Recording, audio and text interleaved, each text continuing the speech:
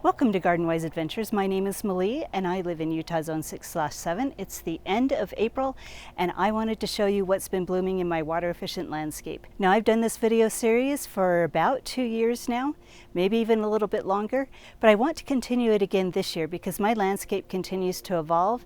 Things bloom differently. They bloom at different times of year depending on the weather, and I just wanted to show you what everything looks like now and what you can have in a water efficient landscape in Zone 7 climates where it is a little bit cooler over the winter. So before we show you what's blooming right now, let's show you what you've missed since January, because there were things that were blooming in January, and besides the blooms there was texture and color.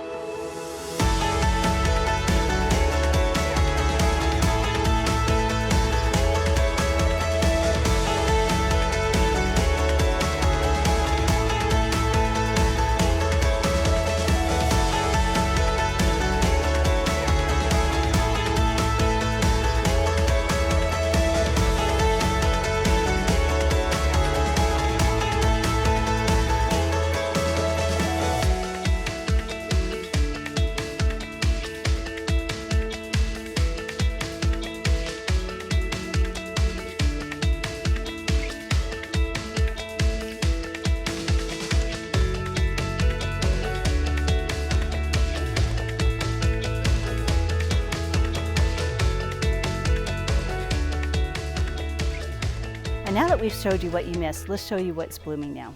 Now, because it is April, we're in the middle of what was really an epic spring with blooms, but there are several things that are blooming right now. One of them that is just starting to go out, that is bane of a lot of people's existence, that I absolutely love, are these gray Pyestins. Now, gray Pyestins, you can keep their spread in check by deadheading the flowers before they go to seed. Right now, there's several going to seed. All you need to do is just go in and pull off the flower heads, and that is going to help control the spread. Another way to help control the spread is not to move soil around that has grape hyacinths in it, because if you do, you're going to be moving those bulbs. They're little tiny bulbs, and that will have them spread. But they are gorgeous.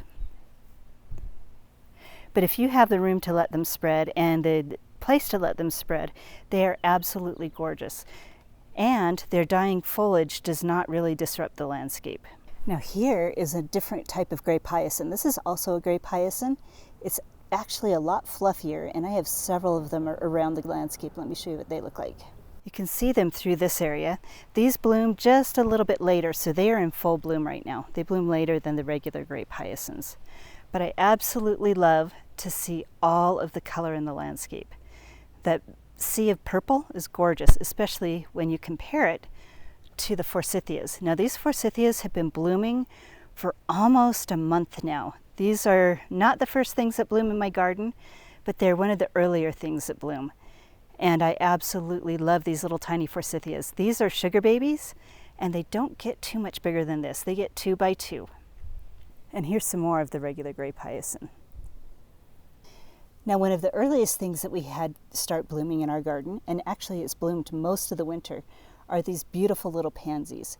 I did a video that I'll link above that talks a little bit about growing pansies and how well they do here. But there's so many different colors.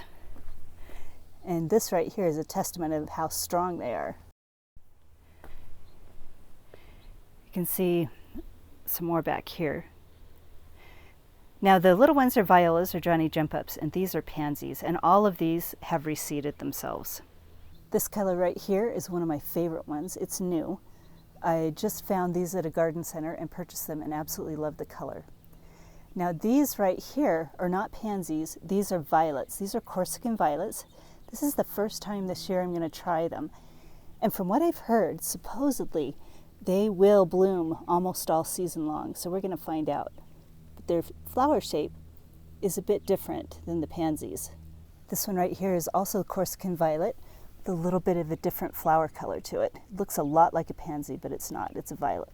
And they're absolutely gorgeous. And it's going to be fun to see how long they bloom.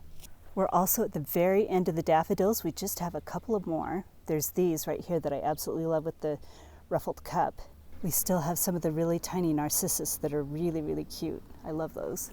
And these right here are the last of my double daffodils. Now, one way to keep the flowers going throughout the year is when you choose plants, choose early, mid, and late blooming varieties. These are obviously the late blooming varieties. The early blooming ones started a month ago and they're finished now. This cute little plant right here is a weeping redbud. This one is a Golden Falls redbud, and the flowers are so beautiful. This is still a young tree. It's only about 3 years old, so we're not having as big a show, and I also pruned it pretty heavily this year. I don't like it when the weeping trees get all tangled up, so we untangled it and thinned it out a bit, and we'll let it get more full as it gets older. But this is what it looks like in its 3rd year. It's going to be gorgeous when it gets older. Now, another thing that I absolutely adore are my little tiny dwarf irises. These dwarf irises come in between the daffodils and the regular irises. The regular irises, like these right here, a few of my varieties have flower stalks. These are a little bit later, so they haven't developed their flower stalks yet. But let me show you all the different colors that I have of these little tiny dwarf irises. This right here is a purple variety that I inherited from my stepmom. I think they're absolutely gorgeous. I love those, and they're very prolific. Now, these are my favorite of all. These, I think, they're either baby charger or baby Broom, and I think they're baby Broom. But they are absolutely gorgeous, and I love them. I love the contrast of the purple and the yellow. This one right here is called Prank, and the funnest thing has happened. From what I've heard, sometimes the weather will cause a mutation in how many falls there are. This is normal. Most irises only have 3 falls, and these are the falls right here. But sometimes they'll mutate and get more than 3. Let me show you a picture of the one that shows 3, 4, and 5. We've got another 4 over here. Look how pretty those are. This is another one. I think this is Baby Blue Eyes. You know, I can't remember the names. I might try and find them and put them on the screen. But this is another really pretty one. And this is another one that's really pretty. I absolutely love the colors of these. Got a little touch of yellow, and I don't know if the video is showing up very well, but these are kind of a cream color with yellows around the purple. And it's really, really pretty. I've got some of my white Immortality that should be double bloomers. They're starting to get a few buds on them. Here's some more of the purple. And then we've got just a bunch of different colors that are just getting ready to bloom. Let me show you something else over here that's been blooming. Number 1 is my strawberries. I use strawberries as a landscape plant, and they actually do bear fruit. I share with the neighborhood children, and we've got some started. So it's exciting to have strawberries in bloom.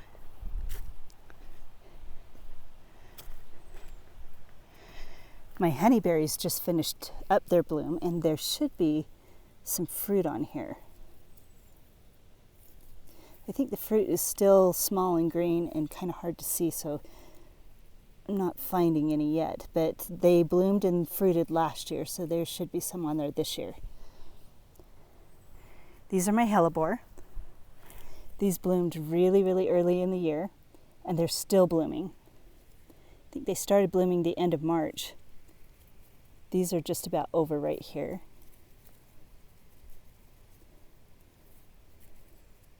And I'll show you what these look like when they were in full bloom. These are a darker color.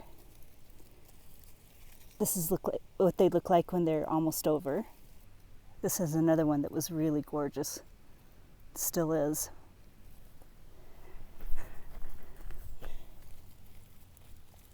Then this little guy right here only had 1 flower on it, but it's still really pretty. Another thing that is in bloom right now that I absolutely love is my dark purple lilac. Now, usually I only show the front yard for these videos because this is what I consider my water efficient landscape. All of my landscape is water efficient, but let's go show you my other lilacs. Now, I don't know the name of these. I just love them because they're dark purple.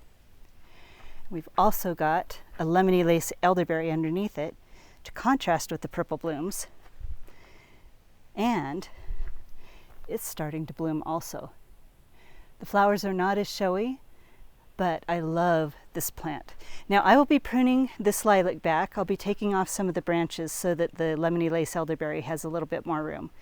But this is a massive lilac with a ton of blooms on it, and it smells heavenly. Now, as we're heading back to the other lilacs, let's show you this. This is on the north side of my house in an area that gets a little bit more water. This is a Brunner. This is a Jack Frost Brunner. And the flowers are so pretty on it. I love the blue.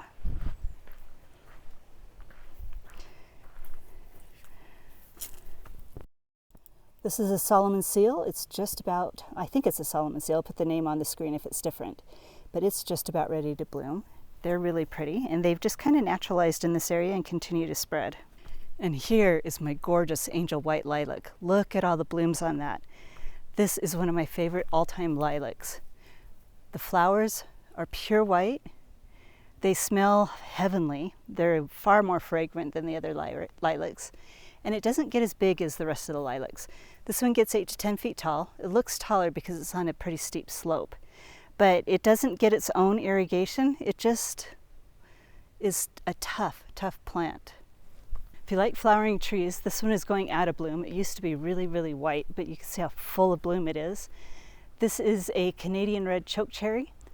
It's pretty much fruitless. I think it's fruitless because of the weather here in lower elevations. In higher elevations and in certain years when the weather is right, and I don't know exactly what it considers right, but it will form a little bit of fruit and the birds love it. And it is edible. Oh, what do we have up there? That was a large bird that was probably some sort of hawk. But this is what they look like. They're so pretty. This is another one of my favorite lilacs. This is on a hill. It's kind of leaning over. It's been shaded out and crowded out, so it doesn't get as huge, but we still get a ton of flowers. This is a sensation lilac, and it's variegated. Look how pretty that is. It also smells heavenly. I love this lilac. And it's still got a ways to go. And look how pretty it is mixed with the chokecherry. So if you have more room, lilacs and chokecherries are really pretty spring flowers. Now I do have to say the chokecherry is also scented. It has a very, very sweet, sweet scent, and it scents up almost the entire neighborhood. I can smell it coming down the street, and people ask me what it is. And it says chokecherry. It smells so good. And mix that with the lilacs, and the whole, just like the whole part of my neighborhood smells good because of these. Another thing that's in bloom that has beautiful blooms are the currants. This is also on the north side of my house. This is a Primus white currant. This one right here is, let me see, this one's a pink champagne. This is almost out of bloom. We're going to get a ton of fruit on this year, and the fruit is really good. It makes excellent jelly. And this right here with its sweet little blooms, this is a jostaberry. We're going to get a lot of fruit on this. These up here are starting to form their fruits, and they're almost done with their bloom. This right here, I had a golden currant in this area, but it turned out that's not exactly what I had wanted. I wanted a clove currant. This is a clove currant in full bloom, and it does smell like cloves. It has scented up this corner also. So we have a lot of things that smell really good. My entire yard smells so good. And next are the tulips. We've got early, mid, and late tulips. This tulip right here is naturalized. It's been in ground probably since 2009. This is another little species tulip.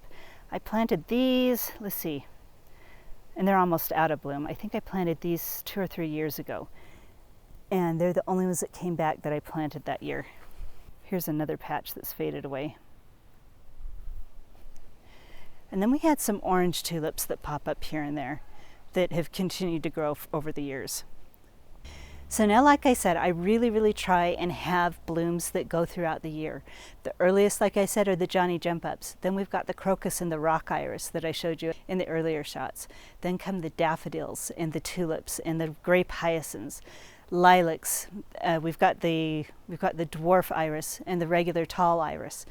And then, let's see, we've got poppies that are going to come, and then all the summer flowers. So there's so much more to see. I am so excited about it. Pretty soon our longest blooming flowers are going to start to bloom, and that's my catmint and my sundancer daisies. Those are just barely getting started, and they should start blooming by the beginning of May, which is in just a couple of days. The buds are already on there. So I'm excited to show you how different this landscape looks at the end of May. So look forward to that video. And until then, I would love to hear what's blooming in your yard in April. Where in the world do you live? What is blooming? What do you use for early spring color? And what is your succession of flowers that you have? Because I think all different areas should have a succession of flowers that start blooming early and go all the way through the end of the growing season. So hopefully this video has been helpful for you. If it has been helpful, I hope you like, subscribe, share it with your friends. We'll have a